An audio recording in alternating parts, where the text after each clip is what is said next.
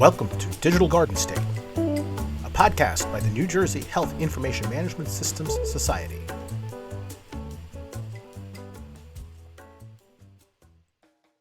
Welcome to the New Jersey Health Information Management Systems Society podcast series, where we discuss emerging trends in healthcare technology and their impact on our industry. New Jersey HIMSS is a consortium of healthcare professionals, providers, and vendors who are committed to promoting constant improvement in the use of information technology within the healthcare industry. I am your host, Mike Fortino, current NJHIMSS board member and account executive with GalaxE Solutions. Before we get started, as always, I just want to emphasize that our chapter is supported by some amazing companies, and without their sponsorship, we could not deliver on our mission of healthcare technology advocacy and learning.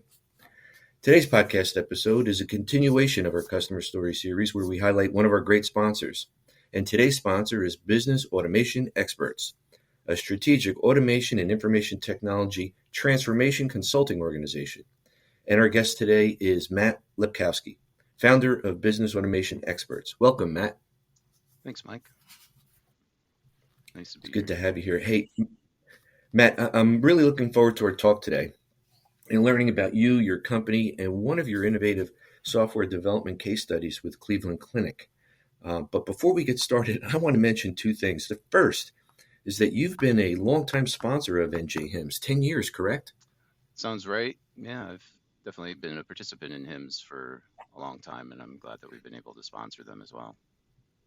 Yeah, no, that is much appreciated. And on behalf of our membership, I really want to thank you because that is, again, very, very much appreciated. Second, I want to make sure that our members know your website, and that's www.businessautomationexperts.com, correct? Yes. Perfect, because just want to make sure sometimes we do these podcasts and I don't get that basic information out there until at the end of the podcast. I want to make sure that for all those that may bail out on the session, they at least we at least make sure that we get that information out there. Also, you're located in Somerset, New Jersey, so you are a local sponsor for the New Jersey HIMSS chapter, correct? Correct. Yeah, I believe in the good neighbor policy. Got to help the people that are around us. That's great. So if you don't mind, let's start off with a brief overview of your background and then a little bit about Business Automation Experts, and then we can get into the case study. Sure. So I started in the automotive industry, actually, in the 90s. Really? Correct. And I started writing software back in that time as well. And I was writing software for 5 different companies. I went to a school called Kettering University now. At the time, it was actually GMI, EMI, so it was General Motors Institute. And I certainly enjoy writing software and seeing how organizations benefit from utilizing technology. And one of my clients was a company called Total Repair Express, which is based in New Jersey. The owner decided to help pay for my MBA. And so I moved out to New Jersey in 1999, which was right after Hurricane Floyd. So there was no housing. And, it seems we still can't get out of the flood stage around here. Yeah. Timing's everything, right? Well, that's really interesting, though. The organization would be, paying for the MBA, and I mean that's awesome. So the software was important to run the whole company, handle all of the billing and collections, and the heart of it had to do with, say, inventory management of surgical equipment. So in the sterile supply areas in hospitals, we have trays that the doctors use when they do a procedure. And we have to keep track of those things and help the surgical techs put the right thing in the right box.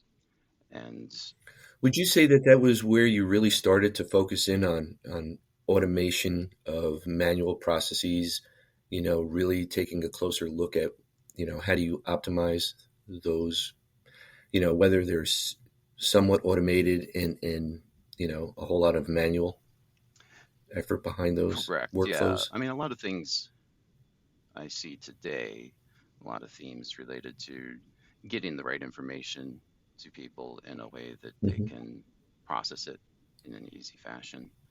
And Mm-hmm. there were some lessons that I learned in dealing with a broad audience of surgical techs that you need to obviously simplify things as much as possible. And Mm-hmm. you have to consider that not everybody's going to speak English. Not everybody kind of sees the world the same way. And when you're trying to make some improvements for people, you got to also have a sense of what are they starting from, and then where can they go, and what would the lift be so that they can kind of make that next step, right? So sometimes you're presenting something that will just rock their world, and you can't bring that to the fore because they need a few stepping stones in order to get there. And Sure. so we kind of see it in the auto space right now, right, with the electric cars. People are starting to warm up to the idea and things. Mm-hmm. Um, but maybe you didn't know the original horseless carriages, the original automotive, they actually used to have a soundtrack where they would make the noise of horse hooves hitting the pavement in order to help people. Really, I did not know that. Yeah, That is something else. but yeah, I mean, You know, there that reminds me of a movie not too long ago where they were a couple of guys, and I can't even. Oh, Vince Vaughn uh-huh, was in it, mhm, and they came up with a device that would create the sound of a like a Hemi engine uh-huh, in an electric car, right? Whenever they hit the gas, and it all would right, modulate and yeah, stuff like that. So that is too funny, yeah. too So funny. timing in technology is really important, right? There's plenty of Sure. really innovative ideas and things, but the packaging really matters, and the Yeah. that understanding of where are people at in this day and age. So Hmm. sometimes, like I said, really great idea, but you might be so far ahead that that tech adoption curve is really going to hit you. And Hmm. uh, Would you say that that is where would you put that in the I guess the number of challenges that you're faced with when you're looking to automate a manual process or you're looking to improve a process? Is that at the top of the list? Is that number one, two, three? it's an important consideration. Yeah. So sometimes if you're going to automate something, the challenge is you don't want to make a broken process faster because you're just, you know, breaking stuff Mm-hmm. super fast. Yes. Yeah, I mean, just amplifying the problem. You aren't really moving the needle. So the the next thing to consider is if you have to re-engineer a lot of things, that might be a step too far, right? So if you were trying to get something dramatically simplified, Mm-hmm. you have to consider will there be any kind of loss to the process in general? So there's the technology out that's this remote robotic process automation, RPA, Mm-hmm. and Mm-hmm. it's essentially like a front end integration system, right? So a lot of the Mm-hmm. things that I still deal with, and the way we typically handle things in healthcare is with HL7, right? We try and have a Mm-hmm. standard so that one system can communicate with another system, and then Right. stuff in theory works. And the RPAs try to mimic, what a human does with a computer: move mouse, click button, copy paste, etc. Yep. And we've been working more with some things related to how do you more quickly kind of get a sense of what somebody is doing, like what's actually happening in the system. Because normally people would start by creating swim lanes and documenting the process and talking to the people that do Mm-hmm. things. And you talk to a business owner, say, hey, how do you do this? And you get a view of the world, and it many times doesn't match the actual process. And so you want to get all Right. that kind of figured out, and then kind of step into, okay, what would be the next logical thing to do that we can actually help move the needle. So Mm-hmm. yeah, I've learned those things over the years and through some hard experiences, if you will, but I've seen Mm-hmm. some of those benefits as well, where like one of the products that was developed when I was at Total Repair, we had to, um, so the core issue was those surgical trays.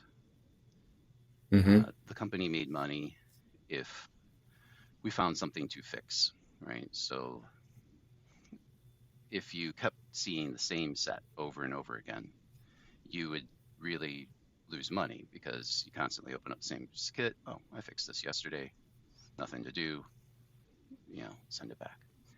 And we needed to help the clients kind of rotate the stock, rotate what they're dealing with, and Mm-hmm. built a system called Trademark, and then started putting that out there. And we would essentially give it away because it helped the client, the hospital, rotate the Mm-hmm. stock, and then the mobile technician that would show up, he could look and see, aha, here's something that hasn't been looked at in quite a while, thereby finding things that he could fix, which also was the point.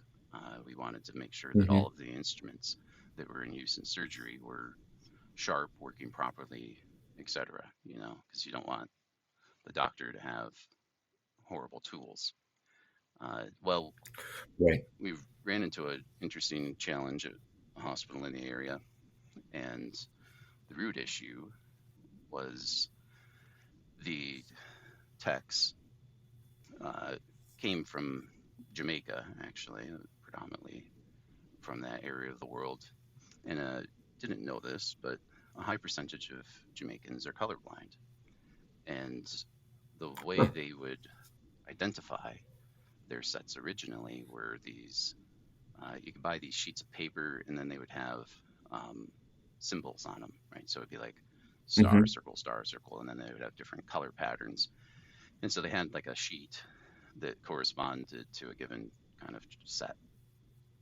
And at that hospital, there were at least 4 to 5 episodes every month where they would have a patient open in surgery. And then Mm-hmm. so when they do a case, they usually have like a case cart, and they put everything that they Mm-hmm. need for that procedure in there. And then they don't open it because this is sterile supplies. So, they wheel that in, and then, they open the first thing, they start, and then they'll start to open the rest of them, right? So as they're kind of progressing through the process, they'll open one up, and this isn't the thing, like this isn't Dr. So-and-so's set. Mm-hmm. Where is it? So then they have to go back into the sterile supply area and pop open all kinds of stuff, and then find what they actually needed to find. And so you had this challenge of patients being open for longer than necessary and increasing their risk of infection and Mm-hmm. things, simply because the surgical techs or the sterile techs Mm-hmm. weren't able to actually put the right stickers on the right thing. And so when this system came in to kind of help rotate the stock, it was a Right. barcode that went on the inside. They scanned that. We gave them a sticker that went on the outside. And immediately, it never happened again. Like all of Wow. those complications Wow. went away. So it was interesting to see these kind of knock-on effects of, I didn't try to solve that problem at the outset, but by Right. Right. helping to make that process easy for the technicians Mm-hmm.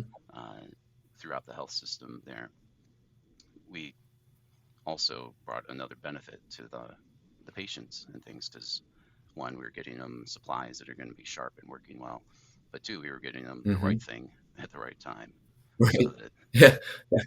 I'd say that it was a successful engagement yeah. And I mean, that was almost and a 20 critical years one. ago. I actually built that system about 2001 is when Wow. went out originally, Mm-hmm. and this possible to be Mm-hmm. implemented about 2023. And to this day, people still run that system. And then now Hmm. there's more advanced things that are out there. I've worked on.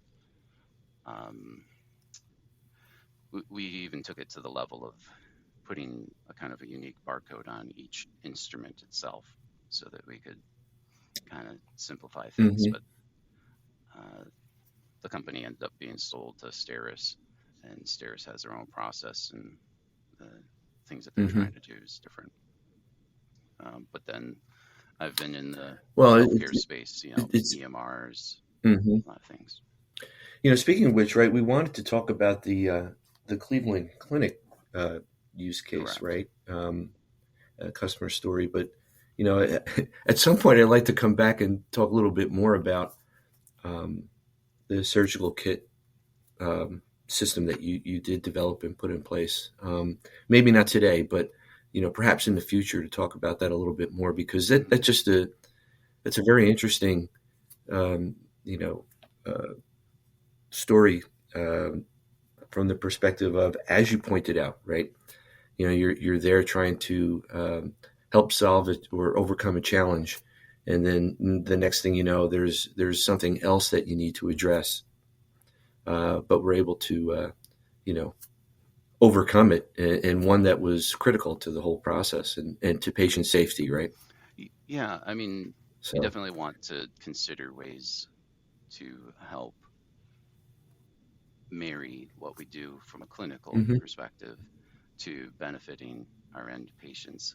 And many times, as we know, the higher use are people that are going to be 60 and up, right? And so Hmm. now, as Gotcha. I'm kind of getting closer to that age, I certainly appreciate, Hmm. um, Yeah, I'm there. yeah, hey, Yeah. this needs to be easier, right?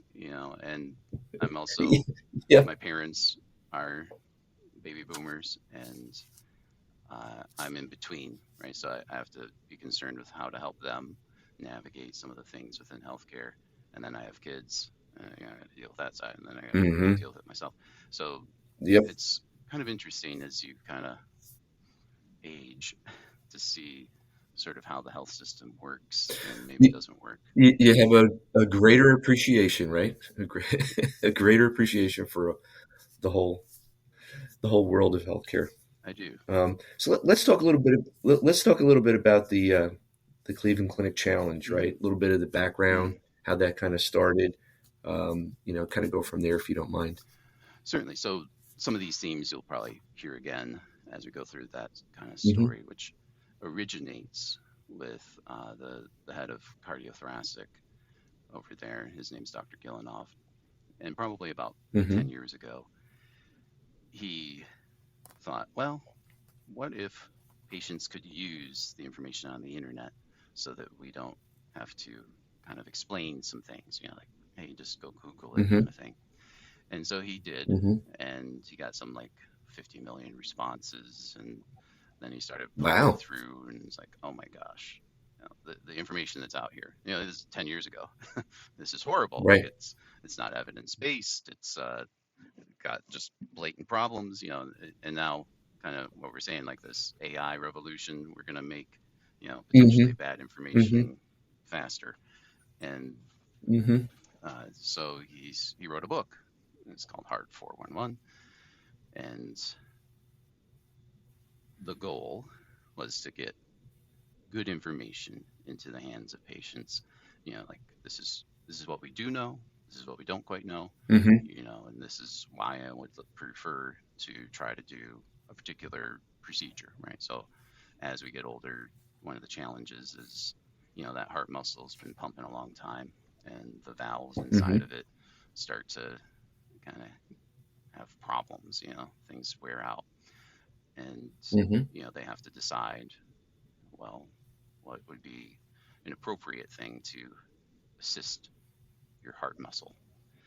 And so he built that book, found that that was helpful to kind of enhance the relationship with the patients, and also kind Hmm. of improve that relationship that you have to establish with a patient. And they have used Epic a long time, and the materials that are linked there are okay, but Mm-hmm. overall, it doesn't seem like it's helpful, right? If you just print a whole bunch of stuff or just say, here, go read this, the patients aren't really going to engage. And many times it'll be written in a format or a fashion that is not really digestible, right? So it may be Mm-hmm. perfectly fine if you were going to operate on another surgeon. You could just give them all the Latin and, ta-da, that would Right, be right. fine, right? But we got people that barely speak English, and you're going to hand them that and expect that they're going to somehow be less fearful when you're going into surgery. Mm-hmm.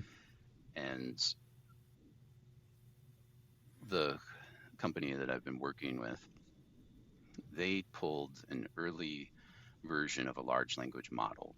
Most people know what ChatGPT is today, but Right. actually Mm-hmm. they licensed something from Carnegie Mellon, which is the same thing, and have tuned it to deal with, say, the medical world.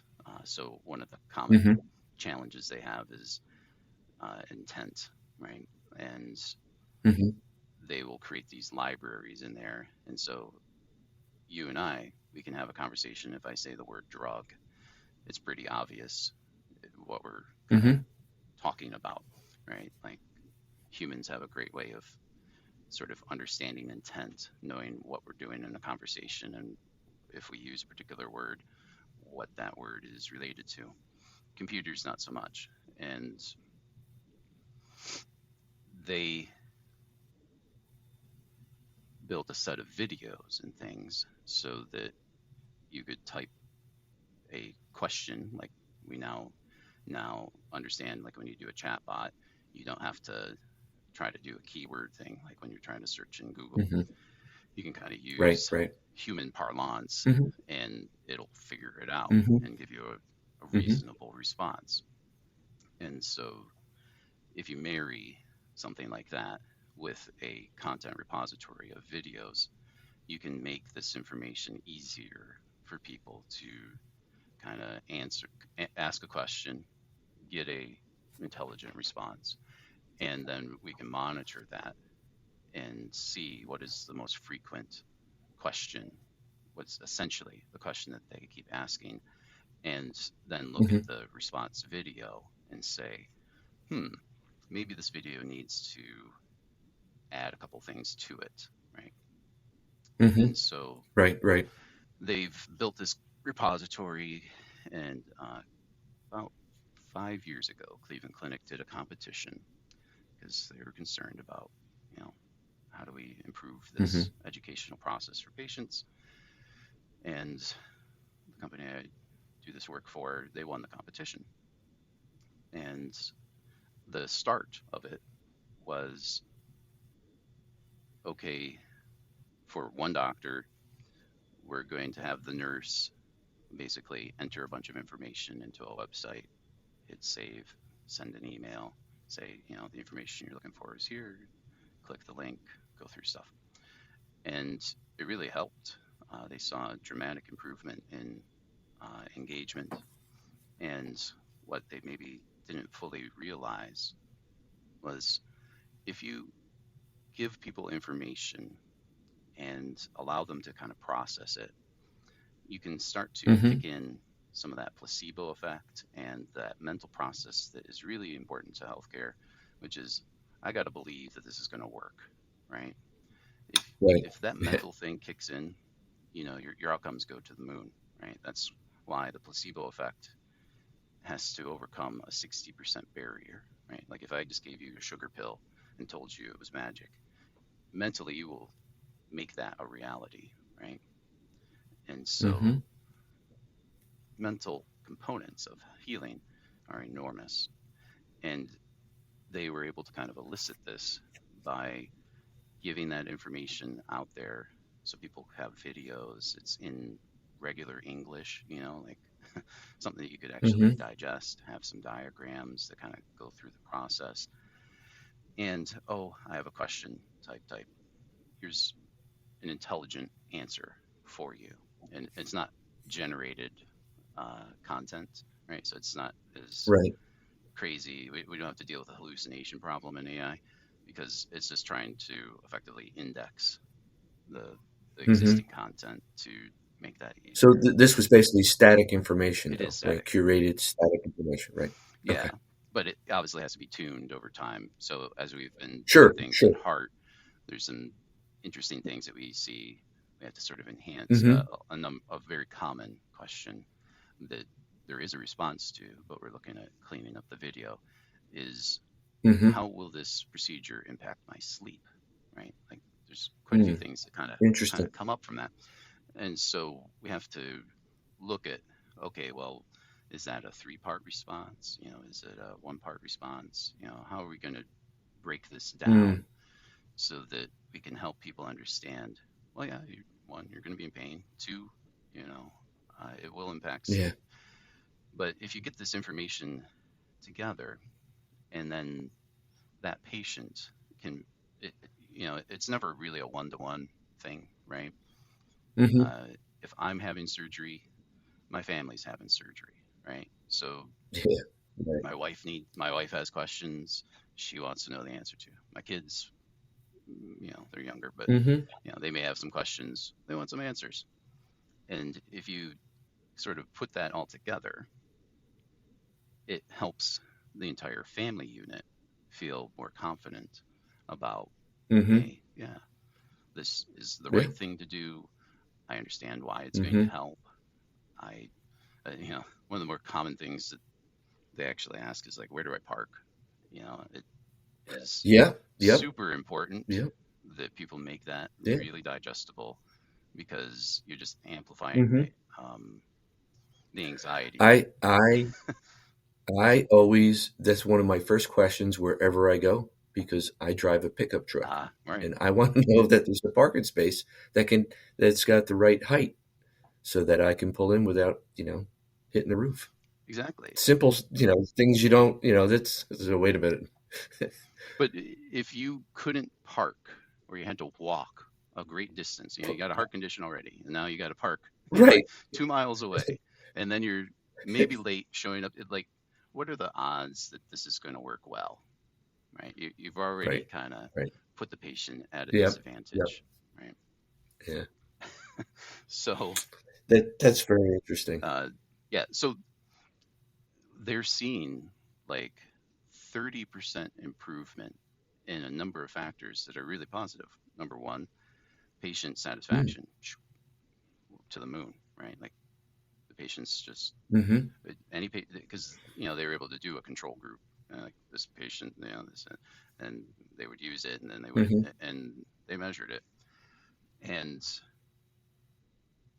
the satisfaction is really high, and then all the readmits, the complications, almost another 30% swing down, because if you give people what they need to know, and it's available after surgery, right? So like, oh, I don't remember.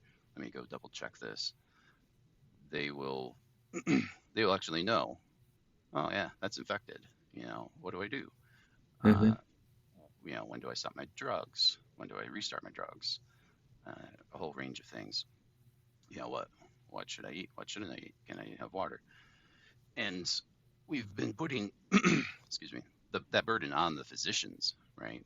Because the brunt of those questions always hit them or the staff, and Right. it's a sort of known cost in healthcare that we have to do this educational process. And interestingly enough, they're able to get maybe 2 to 3 extra surgeries a week for every physician who brings a system in because they don't have to spend that time. Really? Yes. Really? I didn't know that. That is really interesting. That's a huge, that's a huge benefit there. Wow. Yes. So, it's kind of akin back to my earlier thing. Like you build something, you, you're Mm-hmm. trying to solve a particular problem. You kind of know the genesis of, all right, well, Mm-hmm. let's just make this information easier to access.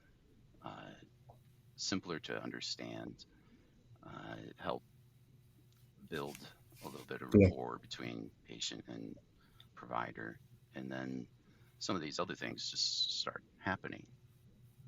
And you kind of can look back and say, huh, that's interesting. I wouldn't have thought that that Yeah. necessarily was there. But when you sort of consider your audience, what is going to help them, and then, you know, start to give them some tools that aren't necessarily like way out in front of them. If we, Mm-hmm. you might be able to start with a chatbot thing now, right? But still, a lot of people in our target demo aren't necessarily interested in Right. typing. So, Mm-hmm. Yep. Yep. No, absolutely. Um, Matt, we're kind of getting a little bit. Just looking at the time that we've got here. go ahead. Um, I'm fascinated by the results that the system was able to provide, right, or to enable. Um, can you talk a little bit about any integration points? Kind of how do you how's what's it like maintaining a system like that based on your experience in this particular case study? Yeah. So, what we were, so the original process was nurse goes to website, type, save, send. Right. So that they knew early on that's no bueno, but you kind of had to start somewhere. And we had to come up with ways to bring that into the actual Epic, right? Like into the process that a clinician is Into the doing. EMR, right? Mm-hmm. Correct. Okay. And what we ended up doing is now that ONC kind of requires patients to have access to their data, right? Like information blocking Mm-hmm. is, it's illegal. You know, Right. it's as bad to block it as it is to breach it. So Mm-hmm. you have now some interesting tools with the FHIR APIs. So you don't necessarily Mm-hmm. have to try to create an HL7 gateway to make all that stuff work and deal with some of Yeah. the Yeah. challenges that occur with these batch-based approaches. And Yeah. That's like hand-to-hand combat for data. yeah, well, there's some interesting caveats in how FHIR actually gets implemented because Epic and Cerner, they never were really thrilled that the federal government says, you know, the data that's in this Mm-hmm. system is free. The patients have to have access to this. If they want to have it in Jello, you got to give it to them. You know, like Right. that's now their burden. They weren't thrilled. And the way they implement FHIR can show some interesting challenges. Let's say that you would read the spec on what the API is supposed to do, and then you get the data back and you say, huh, where's the data? And Mm-hmm. invariably, the vendor is blocking some of the data, right? So originally, we were going to basically tag an order to the surgical order, right? So schedule you for something, ta-da, we can already look up what's the CPT and when is it and who is it, other stuff. And then that order normally lands in my chart anyways, and use the FHIR, go get the data. Epic blocks some of the CPT codes, so you get Mm. one. That's not enough. And there's a Sherlock that's been issued, which is just a way to get a change out of Epic. And Mm-hmm. we're hopeful that they're going to kind of correct that. But Mm-hmm. as of 2024, if you implement the latest version of Epic and whatever, you can't do it by scheduling a surgery. It won't work. So we have a order that we build, and it allows at that point in time to define, what is the education that we would like. And Mm-hmm. that order can then drop into my chart. And then basically the magic of automation starts to kick in. So a patient clicks link so that you've kept them within an environment that they know. And then we Mm-hmm. spend a lot of time kind of, what is this message? How will they access it? How, let's explain how they can bookmark it so it doesn't get lost in the Mm. feed of all the messages that Yeah. they get. Yep. Yep. And then, Mm-hmm. um, now there's a link, there's a button, press me. And when they press it, then there's all of the security that starts kicking in. We have to do the OAuth, and we have to, you know, go through a lot of hoops to prove that we're a valid connection point. All that has to happen Yep. immediately. Yep. And then through that, we can pull out some of that key information. And one thing that we didn't realize was as they were expanding, they started with a particular process. So you couldn't, to make it easier, the, in general, physicians don't want to click stuff. So they had to boil down like all those CPTs to effectively phrases, right? So mitral valve, aortic valve, Oh, okay. what are we going to work on?